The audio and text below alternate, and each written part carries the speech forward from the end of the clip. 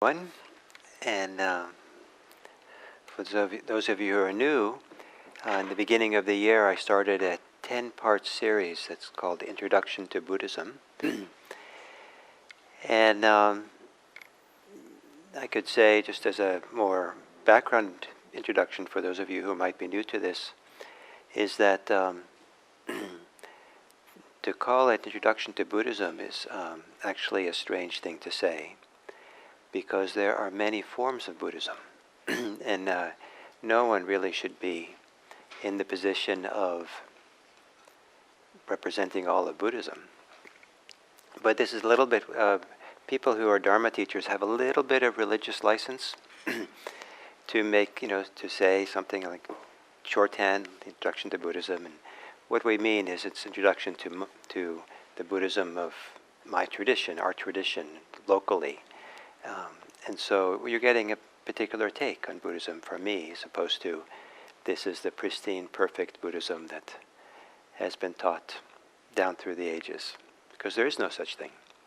There's only that which people have found useful, and they try to teach and try to pass on. And which, as we pass it on, it's with the spirit, with the attitude that you'll try it on and find out what works for you. And the whole spirit of trial and error is a hugely important part of discovering what Buddhism is for oneself. To learn some teachings, learn some practices, and then try it on and experiment with it and find out what way it applies in your life, or how it's useful in your life, or how it supports you in your life. And however, at the same time, the Buddhism is called a path.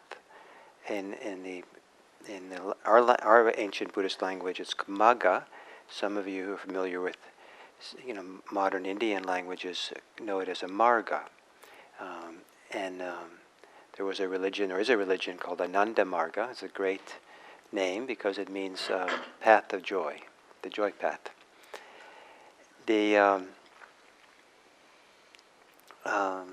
So Buddhism is a magga, a path, and so it's a path that goes to some place. And that place is the guide for how we experiment, the trial and error we do.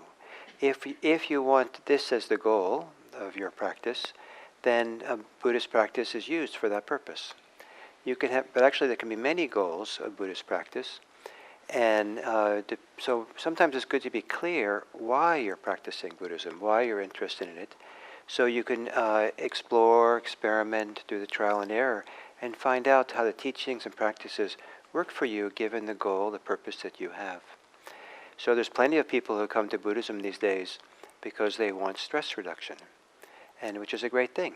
And that's a particular goal, and so then how is it these teachings work for that?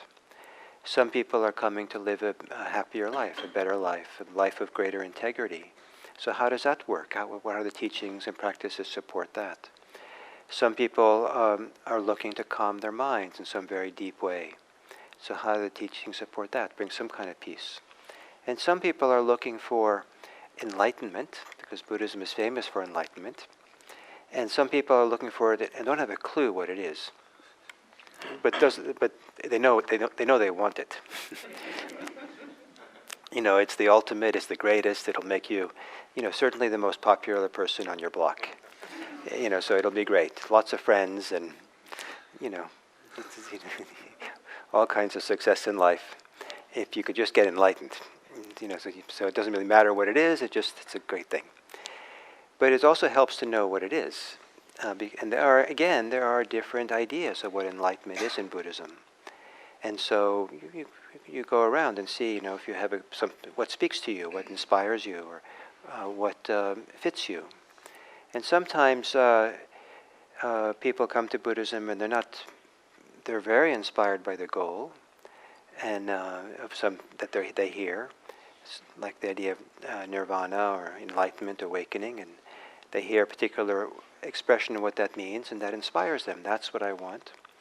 Sometimes people encounter the practice, and they just love the practice the way it's presented, and they don't really care that much.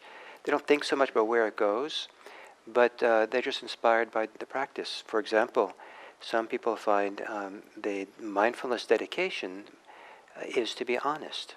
And some people have a tremendous kind of inspiration in their lives to be honest and to live an honest life. And mindfulness is a practice of honesty, of self-honesty. Every moment that we're mindful is a moment of recognizing actually what's happening and being honest about it to oneself. And so, where that goes, people may not be so clear, but that's what they want, is to live a life of integrity with that kind of honesty and have that available. Some people are inspired by the notion of compassion. Buddhism offers a practice to try to, in life, that is supposed to meet compassion and be of service to the world. And awakening doesn't really have that much inspiration for them, but the idea of a life of compassionate care with the kind of ethos of what Buddhism is, the kind of values of Buddhism that maybe are less supernatural than some of the religions they grew up with and they don't care for so much anymore. So in a sense you can personalize it, and how far you can go and still call it Buddhism is an open question. But it's okay, because there's no one has the authority to tell you what it is. Though there's lots of people who will judge you. If you say, this is what Buddhism is, you teach it this way, there's people who say, no, that's not it.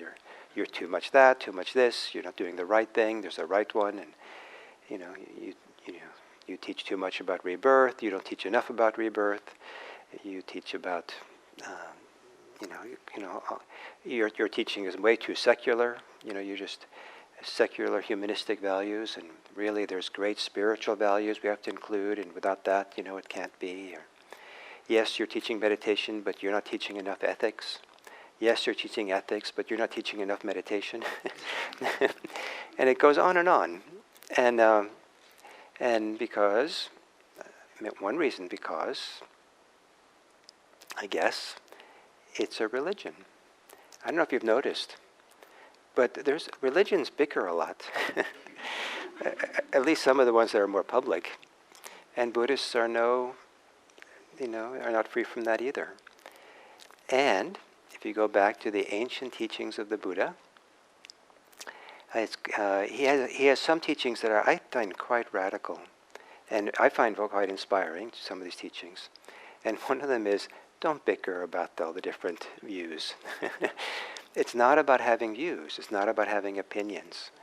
In the most ancient teaching, it's not about having opinions.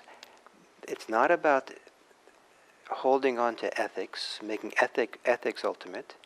It's not about having religious practices and making the practices ultimate. It's not about some great cosmic experience of consciousness, some wonderful opening and special state of consciousness. And all the things that many times people associate Buddhism with, it's not what it's about really. They're part of it maybe, and they have their place, some of these things, like ethics. But it's a very simple goal. Kind of what I talked about 2 weeks ago. It's not to cling. Don't cling to anything. And then you might ask, well, why shouldn't I cling? Isn't that useful? And the reason not to cling is that clinging is suffering. Clinging is painful. And sometimes it's painful immediately. And sometimes people cling unconsciously, unknowingly to things for decades. And then something happens, it's torn away from them, the thing they cling to, and it's devastating. And then they see that they're really holding on to this, they were depending on it, and it didn't serve them in the end. And so one of the ways of seeing the goal of Buddhism, and this is what inspires me a lot, is the end of suffering, the end of clinging that brings suffering. And so then the question is, if that's the goal, what's the means to that? How do you live? What are the teachings? What are the practices that lead to that? And so we experiment, we learn them, and we apply them for ourselves. It's not my job to tell you what you should do or what Buddhism, exactly really is. I just have to get in the ballpark well enough that inspire you just well enough that you try some of these things out, and then find what works for you, and what's best.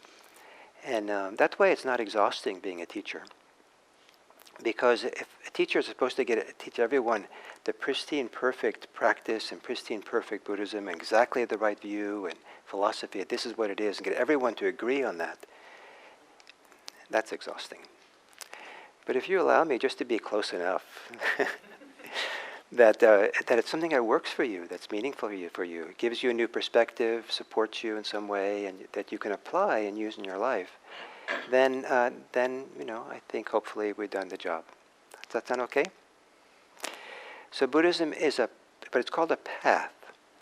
So what a path means is that it's practices that lead you somewhere, that take you somewhere. It's something you walk. The metaphor of a path is something that you bring your whole body into. You walk on a path. So it's something you engage in with all of yourself. It's not meant to be, traditionally Buddhism not meant to be a hobby. It's not meant to be something you do just, on Sunday or something. But it's something that you engage your whole life with, all of you. That's what the offering is, this idea. And for some people, the idea of the end of suffering and the idea of understanding what that potential is about can evoke a tremendous amount of compassion as we encounter the suffering in the world around us. Then we understand something about suffering, the cause of it, how to address it, how to meet it, how to respond to it in ways that hopefully not only help us not suffer more, but help us to suffer less, and do the same for other people, support other people not to suffer. So it's called a path. And so there are, classically in Buddhism, two distinct paths that are taught by much of the tradition. One is a path for the people who just want to live a happier life, either in this lifetime or in future lifetimes. And so it's advice of living a good life for the purposes of going to the good place. And then and then there's the other path, which is the path of awakening. And that path of awakening is, or the path of liberation or freedom from suffering, is calls for a higher level of commitment. It's meant to be for people who really, really want to put all of themselves in here and somehow be transformed in the process. For the people who want the path of liberation, there are three major trainings in that path. And so one of the ways Buddhism is referred to is as a path. It's also called a training. And Buddhism is a training because we're training ourselves in some way. And there are three major categories of trainings. There is ethics, there is mental development, and there is wisdom. And these are a whole set of things that we engage in. And if you want to be involved in the path of liberation, you do all three. If you want to do the path of worldly happiness, then the primary emphasis is on ethics. What's happened here in the West, and actually not just in the West, but in modern Asia in the last 100 years as well, is that a lot of lay people have also started to learn meditation. And when many people who do meditation are not really so interested in awakening, so the insight or the wisdom, but they're using meditation to live a healthier, happier life. And the great example of this is what's nowadays called secular Buddhism here in the West, where people can go to a local hospital, they can go to all kinds of clinics, they can go to spas, they can go to the local library, they can go many places in corporations, and they teach classes in mindfulness. We have someone here at IMC who currently is teaching a class in mindfulness. We're invited to go teach students at a local college. And so it's nice. It's kind of like, and I asked, why do you want someone from IMC to come and teach your college students. And I was told, because there's an epidemic of suicides on national colleges, and we have to bring kind of wellness to the students. And mindfulness, they're coming, a lot of these students, they say, are coming to the college are already being introduced to mindfulness meditation. They want more of it, or they want to be taught more. So, it's they're not there for awakening. They're there for a happier, healthier kind of life. So that's kind of exciting to bring these together. But classically, the people who want a happier life are living an ethical life.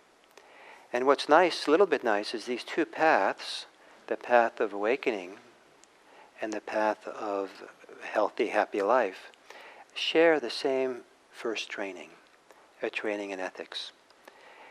And so for lay people, the path for awakening, as is classically taught in Buddhism, is to be ethical, and primarily through adhering to 5 sets of precepts. Not killing, not stealing, not engaging in sexual misconduct, not lying, and not making yourself crazy with drugs and alcohol. Don't get intoxicated. And those 5 are kind of considered fundamental trainings for lay people. And the interesting word there is they're called trainings. So they're not called commandments. It's all or nothing. And you break them, you're like, you go to hell or something. These are trainings that you are training to grow into, to really learn how to live that way. It's a process of trial and error, of reflection, thinking deeply about your life, trying to do your best, and you're trying not to do those things. And so an example would be, it's not uncommon for someone to come to me and they're trying to live an ethical life. And in this kind of environment, there's people who are living, in some ways, a pretty ethical life. And so they come to me and they're asking about the first precept, not to kill. They're not in danger of killing people, but they feel like they need to fumigate or put poison on in their homes because of the ants or the cockroaches or the termites or something. And what do I think about that? And what I think about that is, I'm so happy that they're asking. I'm so delighted that someone is concerned about the welfare of these little critters, that they're reluctant to kill them, and they feel some kind of moral concern that they come to me and ask me, what do you think of this? So that's one of the things I say. It doesn't answer their question, but I generally don't want to answer their question. I don't want to be in the position of arbitrating what they should or shouldn't do, what's right and what's wrong. But I will encourage them to go look for all the alternatives to killing. I say that a lot of times people are quite quick to go for the violent way, supposed to be the easy way, and to be done with it. But to really, live an ethical life is minimum would be to really reflect deeply about what we're doing and look for alternatives and how to accomplish what we feel we need to do without causing harm. So many years ago when a person came to me and said she was thinking of getting a gun to protect herself, and what did I think? I didn't say then I was happy that she was thinking that way. But I did say, I didn't want to answer her question, yes or no, what did I think, was it right or something. But I did want to encourage her to consider the alternatives. And I said, there's a lot of alternatives that might actually make you safer. But it takes time and effort to get trained and to get wise. And, it's not like you just, but the idea of gun is quick. You don't have to get trained the same way. So these 5 precepts are the core ethical guidelines for lay people interested in just living a healthier, happier life. And it tends to put together the conditions that over time the better circumstances come our way. They tend to create a good life that way. The other primary practice for lay people for living a happy life is generosity. There's something about the chemistry, the alchemy of generosity and how that we relate to other people and how we relate to ourselves that really begin to change dramatically our relationships that we live in.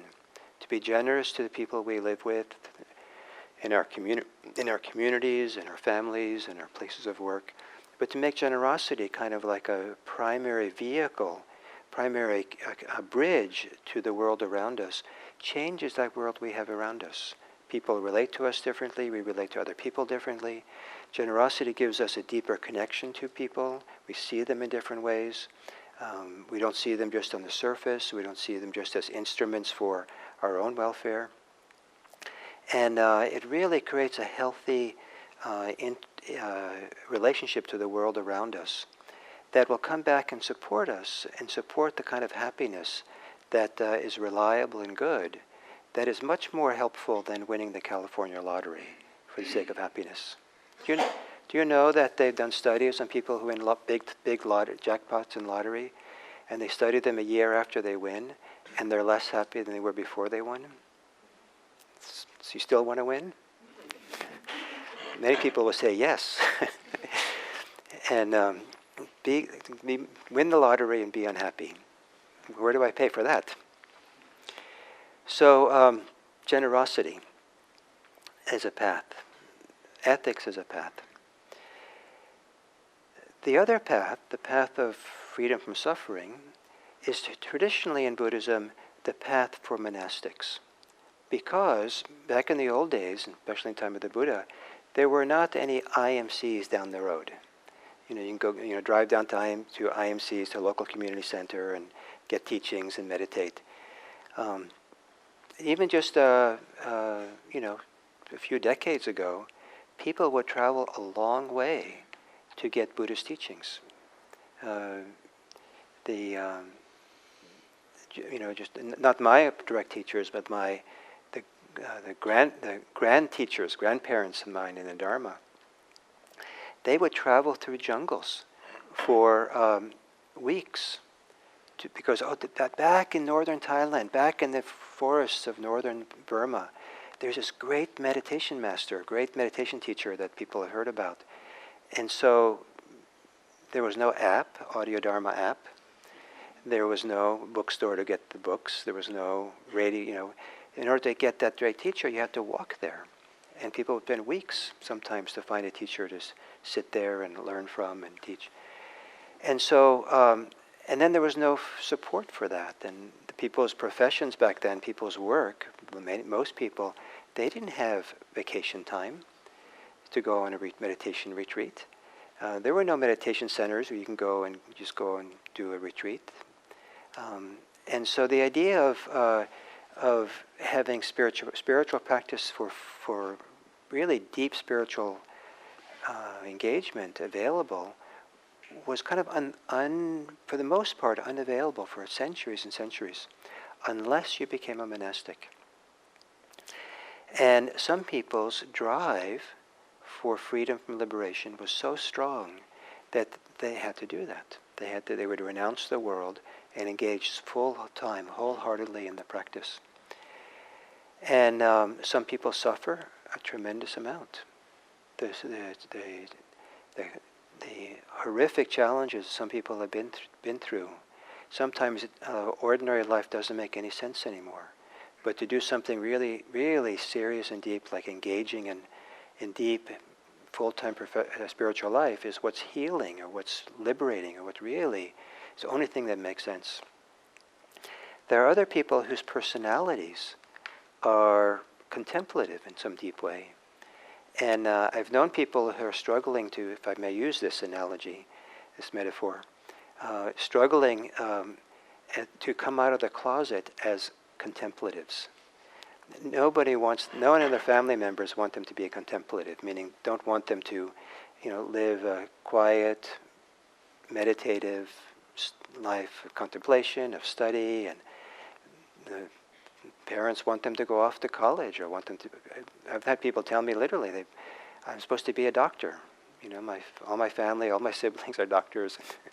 They want me to do that, or I'm supposed to follow in my family's footstep, take over the family business, but I just want to go off and study and practice and meditate.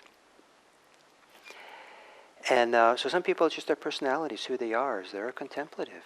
And I've seen people finally step into that role, and you see that they kind of blossom. It's like, oh, that's who they are. Wow. And just kind of like they inhabit that in such a beautiful way. And so the people who want to go, much further than just having a happy life, then there's those 3 trainings. There's a training in ethics, and training in mental cultivation, and training in wisdom. The background for this kind of training is one of the fundamental orientations or understandings, perspectives that Buddha had on human life. And that is, it begins with the idea that of change, that there's a radical, our life is characterized by impermanence. Most Indian religions, at the time of the Buddha, like the Buddha, really emphasized how impermanent this world is.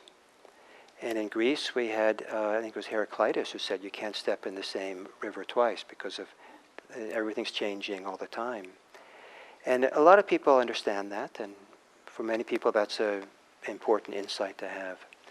What the Buddha's contribution to seeing the changing nature of this human life of ours is that the change, the impermanent way things change and morph over time, is not random.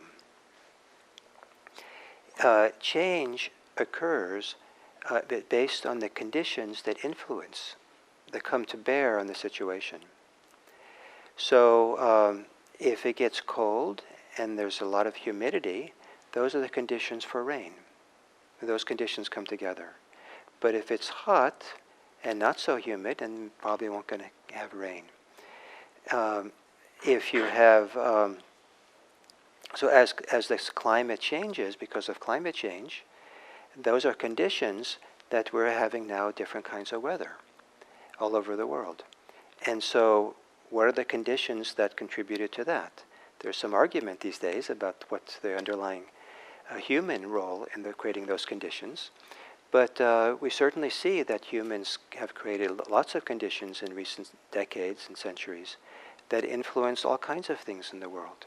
Human health is phenomenally affected by the conditions that of how humans live their lives. The smog in cities around the world, that people are getting asthma and worse, is phenomenal. And it's clear that it's humanly caused smog. And it goes on, the litany of things. So the conditions that we create shape how things change in the future.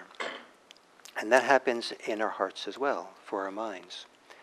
So if you kill, steal, engage in sexual misconduct, lie,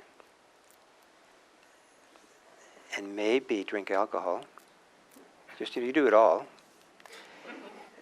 that creates a very different set of conditions influencing how your life's going to unfold than if you do the opposite. Chances are, if you break all the 5 precepts, you're going to end up being miserable. Probably end up in jail or worse. If you do the opposite, that's a very different set of conditions. That's going to create a very different direction in which your life's going to go. So the Buddha's teaching about impermanence is that we have a role in influencing how impermanence changes, how things change over time, by the conditions we put into the system. And so if what we want is to become free of suffering, we have to create the conditions that will allow that to happen.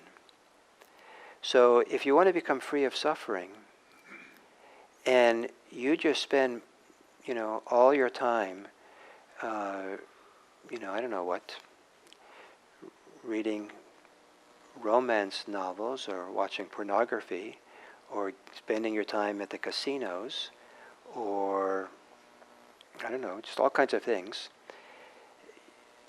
that's not going to be the conditions that allows you to look deeply into your heart, deeply into your mind, and begin putting the conditions in place that begin to change your mind in such a way that your mind can be transformed in a useful way. So this is called, the second training is called mental cultivation. We're developing our mind. And so we're developing our mind to be mindful, to be able to be in the present moment. So we're not always being pulled away, being distracted by our thoughts, our preoccupations, our concerns. And that's something we can train our mind to do. It takes practice, but practice and practice over and over again, and the mind will change. Mind is plastic. You can cultivate your mind to have greater concentration. And concentration really helps a lot to stay calm, balanced, and to be able to see more and more clearly. Concentration practice is kind of like clearing the windshield from dirt, so you can really see well. So the mindfulness can be strong, but if the windshield is dirty, you can't see so well. And so we cultivate concentration. It's possible to cultivate equanimity, to cultivate a capacity to be non-reactive. And a non-reactive mind puts in place very different conditions than a reactive one. And so different things happen. Different things can unfold because of that non-reactive mind. We cultivate loving kindness and compassion. We cultivate a healthy feelings of goodwill, of generosity for the people around us. And that creates a very different inner landscape than one that is motivated by greed, or I just want to acquire more for myself, or I don't care about other people. And so we cultivate these things. Initially, people might think, that's too much. I can't do that, or it just seems like too high of a mountain to climb, to change myself, and it's too hard, or but actually it's not that hard. It's remarkable how much the mind, the heart, can grow, develop, and get stronger through regular practice. But you have to do it, regularly, ongoingly, again and again. And I'll give you my favorite analogy for how just doing small changes can be really big over time. And that is, I learned it from a yoga teacher. And that is that a long time ago, there's something called a triangle pose, where you kind of lean over to one side and try to get one hand flat on the ground. But if you can lean over and you can't get your hand on the ground, the instructions was back then is to get some telephone books. And now those of you who don't remember telephone books, the paper, the individual sheets of paper in a telephone book, probably was not possible to have them thinner. They were about the thinnest paper you could see in ordinary life. So you get a stack of these telephone books, however many you need, so you can get your hand to flat against some surface, lean over. Every day, you tear out one page. One page that's so thin is inconsequential, seemingly. But you do it every day, and eventually, all the pages will be gone, and you'll have your hand down on the floor. That's training. So yes, some of the teachings about concentration makes it seem so lofty and distant from my mind. The idea of being mindful and being in the present seems so distant and far away given how distracted my mind is. But in fact, we can be trained if we do it slow. We do it slowly. And maybe you don't. If you meditate every day, maybe you won't see the distance you've traveled because it's so thin, just like those thin paper of the telephone book. But over time, you will change. And so to cultivate it. And what's very important by this teaching, Buddhist teaching on the conditionality, is it takes. We're not the cause of our spiritual change. We're not the cause for how we really change. We're just putting the conditions in place, and allowing this natural process of growth and develop to happen. It's kind of like, I used to tell my kids, one of the ways I bothered my kids, I would tell them, please stop growing. I like you just the way you are. Stop. And they were little kids, right? Just stop. And usually they'd laugh at me because they knew it was impossible. And they took it as a kind of a expression of love. You can't, if these kids are eating, they're going to keep growing, right? You can't stop. Turns out that we don't stop developing and growing when we turn 17, 18, 20, 20, whenever it is when, you're an adult. The natural movement towards growth, to maturation, can continue until you're 100. If we create the conditions for that natural growth to happen. Most people get so preoccupied and caught up with lay life and adult life that they actually put a stop to that natural maturation that's there.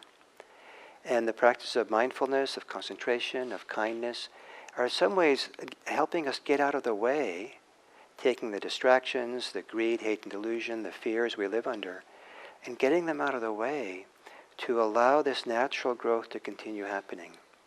It really feels that way. So it's a beautiful thing because it takes it out of me, myself, and mine. It's almost like not you who's growing. It's nature, or it's the nature of the mind, the heart, to grow in these beautiful ways. And it's I think one of the really beautiful adventures of human life is to do these kinds of mental cultivation practices that helps us to encounter and experience this natural wonder of the inner growth, the maturation, the movement that can be there. It doesn't have to be dramatic, but in small ways we get changed and develop over time if we put the conditions in. And one of the conditions is to put in the effort. One of the conditions is to be willing to be changed. Without that willingness, we won't change probably. And then the third training is a training in wisdom. And the wisdom is to have insight, deep understanding of our minds, how it works, of our clinging, the nature of attachment, and the nature of freedom. Probably one of the best kind of insights you can have in Buddhism is to really understand the nature of freedom. Wow, that's, to really feel and know firsthand something about the nature of how the mind becomes free. And then have that as a reference point for how you live your life. To have that as like a North Star, a guide. Oh, that's how you can be free. And then you go through your life and you see all the ways you have a choice, or all the ways you get caught, and you know there's another way.